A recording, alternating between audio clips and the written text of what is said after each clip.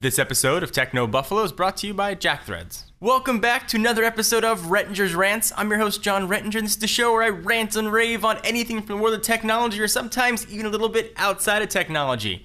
Up this week, we're going to talk a little bit about commenters and bias, what bias really means, and does it exist in reviews. Let's go ahead and get ranting. So I was going through the comments last week to film Ask the Buffalo. There's one comment in particular that brought up a topic that I've really wanted to share with you guys for a while. I'll leave the guy's name out of it, but it read, John, since you seem to change your daily driver to whatever new smartphone comes out, like the Galaxy Note 2 or the iPhone 5, does that make you biased because you prefer that phone over any other until it comes out? If you've ever gone through and looked at the comments on any YouTube video that has to do with technology or the comments on Techno Buffalo when we put up a review, it is literally with people saying, you're biased, that's bias, and I find it to get a little bit infuriating. People don't understand what the word bias means or even understand the concept of what we're doing. I am offering a review, and a review is inherently an opinion because there isn't an official, actual right answer whether or not a phone is good. The only one who can answer that is you and whether or not a phone is right for you. What we're doing is technically broadcasting. We are giving our opinion to a broad audience that'll suit a broad amount of people. Not everybody. That's why it's broadcasting, otherwise it would be everyone casting. So when people say, are you biased? Yes, there's bias in absolutely everything. Not necessarily a bad thing though. I'm wearing a gray shirt today. I picked this out of my drawer, so yes, today I was biased towards my red shirt, towards my green shirt. I put on jeans, so today I'm biased towards shorts. That's just the way the world works. When you do a review, all you're doing is giving an opinion. And I try to give my reviews and keep as many opinions as I can out of it, but they're still going to exist. If I think a camera is good, that's still my opinion. If I compare the camera on the Galaxy Note 2 to something like the Red 1, it's not going to be as good. If I think a screen looks great, that's still my opinion. Someone else might not think that screen looks great. If a quad-core processor is fast to me and I say it's fast, that's still just my opinion. Fast is subjective. Reviews are inherently subjective. When people say bias, think that what they mean is you secretly prefer Apple over Android. So everything you do is going to be slanted towards Apple. Or you secretly prefer Android. That's not the truth. People get so wrapped up and excited about their mobile operating system choice, and if a reviewer, a professional reviewer doesn't agree with them, they must be biased because that would mean their decision is wrong.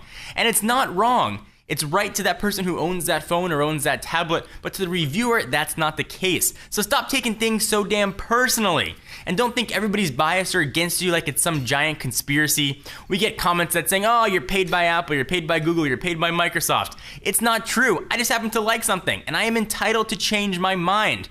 I loved the iPhone. I used the iPhone as my dedicated phone from 2007 until the iPhone 4S. And then I think Android caught up. Back in the days of Donut and Cupcake and Eclair, Android, in my opinion, just wasn't as good. That's not the case anymore. In the ice cream sandwich jelly bean world, I think in a lot of ways Android has surpassed the iPhone. So that's the phone that I choose to use, and that is my prerogative and my choice. Doesn't mean I'm biased against Apple. I just want to try something new. In regards to the question about switching up my daily driver, that's so I can get experience using the latest and greatest phone, so I have something to benchmark other devices they come out against. If I still was using an iPhone 4 and I'm testing a Galaxy S3 and comparing the two, then yeah, the Galaxy S3 is going to be way better. I have to compare newest to newest, and to rate the phones come out, I got to keep trying new and different things. That's the only way to give fair opinions. If I give a phone a 9 on a 1 out of 10 scale, that's a 9 to me, and I try to form my opinions from what I think most people are looking for. So as you go through and you try to make your own YouTube videos, review your own technology, don't let the comments calling you biased sway you.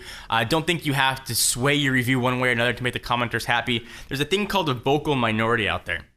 And that's a minority of people that are very loud. So if I make a video and I review an iPhone 5, for example, let's say it's viewed 100,000 times, and it's viewed 100,000 times and 95,000 people like the video. And out of those 95,000, be only a couple comment that say, hey, great video. But say the other 5,000, the ones that don't like it, and they keep commenting and commenting and commenting.